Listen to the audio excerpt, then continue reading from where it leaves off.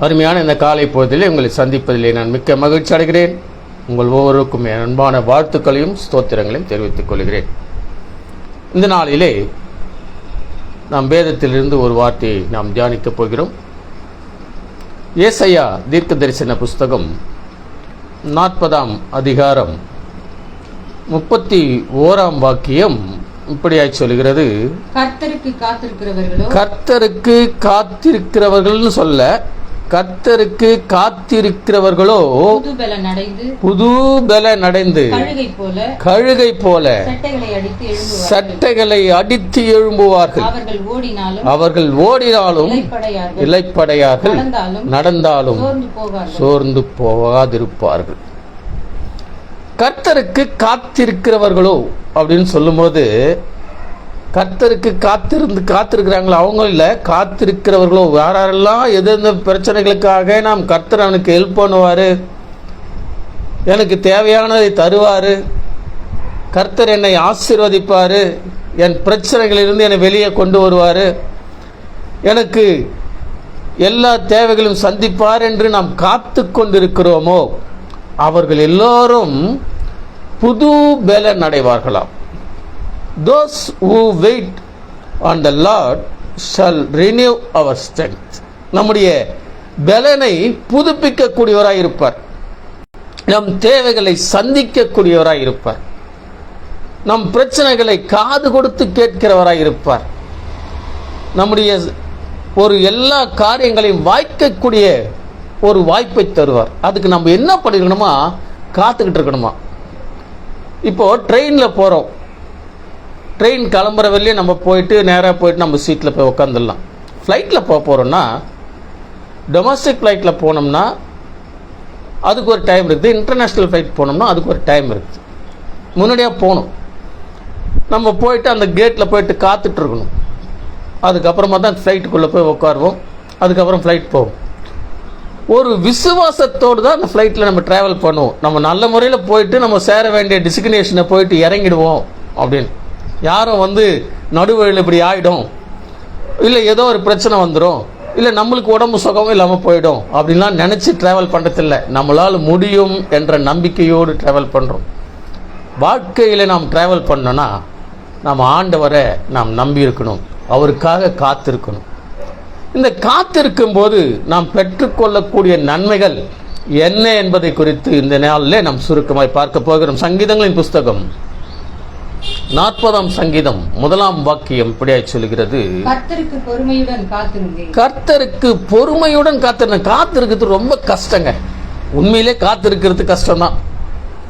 யாருன்னா ஒரு ஆஃபீஸரை பார்க்க போகிறோம், உள்ள ஒரு மீட்டிங் நடந்துருங்க, கொஞ்ச நேரம் வெயிட் பண்ணுங்கன்னா அந்த கொஞ்ச நேரம் நம்மளால் இருக்க முடியாது, எப்படியோ இருப்போம். ஆனால் அந்த காத்திருந்து பெறக்கூடிய நன்மைகள் இங்கே சொல்கிறாரு. அங்கே சங்கீதம் 40:1 கர்த்தருக்காக பொறுமையுடன் காத்திருந்தேன், அவர் என்னிடமாய் சாய்ந்து என் சத்தத்தை கேட்டார். The Lord turned at me and heard my cry. என்னுடைய சத்தத்தை கேட்க வேண்டும் என்றால் ஆண்டவரிடத்தில் நாம் பொறுமையாக காத்திருக்கணும். இன்னைக்கு நம்ம எல்லாருமே அவசர உலகம்தான், எல்லாருமே ஃபாஸ்ட்டாக நம்ம எல்லாத்தையும் செய்யணும் தான். ஆனால் கர்த்தரிடத்திலே நாம் தேவைகளை பூர்த்தி செய்ய வேண்டும் என்றால் நாம் பொறுமையோடு காத்திருக்க வேண்டும். அந்த பொறுமையோடு காத்திருக்கும் போது நம்மளுக்கு அநேக நன்மைகளை தரக்கூடியவராய் இருப்பார். அநேக ஆசீர்வாதங்களை நாம் பெற்றுக்கொள்வோம். அதை மறுபடியும் அந்த ஆசீர்வாதத்தை எடுக்க முடியாத ஒரு ஆசீர்வாதம், இன்டெஃபினட் பிளெஸிங்ஸ், அதுக்கு அளவே கிடையாது. அப்படிப்பட்ட ஒரு காரியத்தை நமக்கு தருவார். அதற்காக நாம் கர்த்தருக்கு காத்திருக்க வேண்டும். ரெண்டாவதாக பார்த்தோம்னா சங்கீதங்களின் புஸ்தகம் 37ஆம் சங்கீதம் 9ஆம் வாக்கியத்தில் இப்படி சொல்லுகிறது. சங்கீதம் 30 கர்த்தருக்கு காத்திருக்கிறவர்களோ பூமியை சுதந்திரித்துக் கொள்வார்கள். இந்த பூமியை நம்ம சுதந்திரிக்கணும்னா பொறுமையோடு காத்திருக்க வேண்டும். இன்னைக்கு நிறைய பேர் நம்ம பொறுமையாக இருக்கிறதுக்கு பற்றி நம்ம நிறைய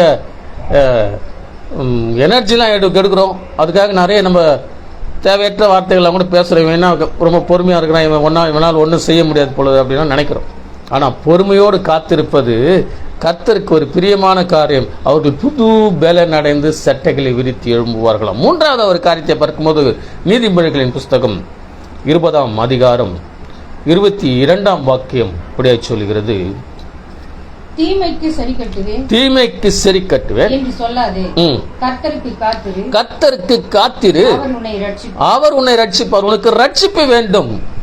உன்னுடைய வாழ்க்கையில ஒரு பிரச்சனைகள் முடிவுக்கு வர வேண்டும், உன் தேவைகள் சந்திக்கப்பட வேண்டும், நீ ஆசீர்வதிக்கப்பட வேண்டும், நீ செய்கின்ற தொழிலிலே உனக்கு ஒரு ஆசீர்வாதத்தை கட்டளையிட வேண்டும் என்றால் என்ன பண்ணணுமா? கர்த்தருக்கு காத்திருக்க வேண்டும்.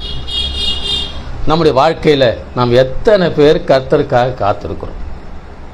எத்தனை பேர் கர்த்தர் எனக்கு நன்மை செய்வார், என் பிரச்சனைகளிலிருந்து, என் போராட்டங்களிலிருந்து, என் நோய்களிலிருந்து, என் சுகவீனம் பலவீனங்களில் இருந்து என்னை எடுத்து போட்டு என்னை மீண்டுமாக ரட்சிப்பார், என் தேவைகளை அவர் பூர்த்தி செய்வார் என்று எத்தனை பேர் காத்து கொண்டிருக்கிறோம்?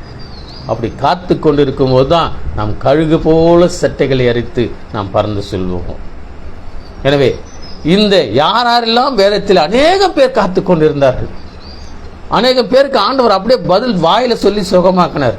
நிறைய பேர் காத்திருந்து ரட்சிப்புகளை பெற்றுக் கொண்டார்கள், அவர்கள் அதிசயங்களை பெற்றுக் கொண்டார்கள், தன்னுடைய வாழ்க்கையில அவர்கள் நினைக்க முடியாத காரியத்தை அவர் பெற்றுக் கொண்டார்கள். இந்த நாளிலே நாமும் காத்திருப்போம். கர்த்தருக்கு காத்திருப்பது ஒரு புது பலன் அடையத்தக்கதாக காணப்படும். நம்முடைய வாழ்க்கையில புது பலன் அடைய வேண்டும் என்றால் நாம் கர்த்தருக்கு காத்திருக்க வேண்டும். கண்களை முடி ஜெபிப்போமா? நல்ல தகப்பனே, இந்த நாளுக்காக நாங்கள் நன்றியோடு ஸ்தோத்திரிக்கிறோம். இந்த நாள் நீர் கொடுத்த வார்த்தைக்காக ஸ்தோத்திரம். இந்த வார்த்தைகள் எங்களுடைய உள்ளங்களிலே அது எழும்பி பிரகாசிக்க கர்த்தர் உதவி செய்யும். நாங்கள் புது பலன் அடையத்தக்கவர்களாய் எங்களுடைய பலவீனங்கள் எல்லாம் நீக்கி போட்டு ஒரு புது பலன் அடையத்தக்கவர்களாய் கர்த்தர் மாற்ற வேணுமா ஜெபிக்கிறோம். அதற்காக நாங்கள் காத்திருக்கிறோம் தகப்பனே, நாங்கள் காத்திருக்கிறோம். எங்கள் தேவைகளை சந்தியும், எங்களை ரட்சியும், எங்களை புது பலன் உள்ளாய் மாற்ற ஆண்டவர் உன் தெய்வீக கரத்துக்குள்ளே எங்களை ஒப்படைக்கிறோம். இந்த நாள் முழுவதும் கர்த்தர் எங்களை வேலெடுத்து பாதுகாத்துக்கொண்டு துதிகன மகிமை எல்லாம் அமைக்க செலுத்துகிறோம். இயேசுவின் நாமத்தில் கேட்கிறோம் நல்ல தகப்பனே, ஆமேன் ஆமேன். நம்ம மீண்டுமாக நாளை தினத்தில் சந்திப்போம். கர்த்தர் உங்களை ஆசீர்வதிப்பாராக. ஆமேன்.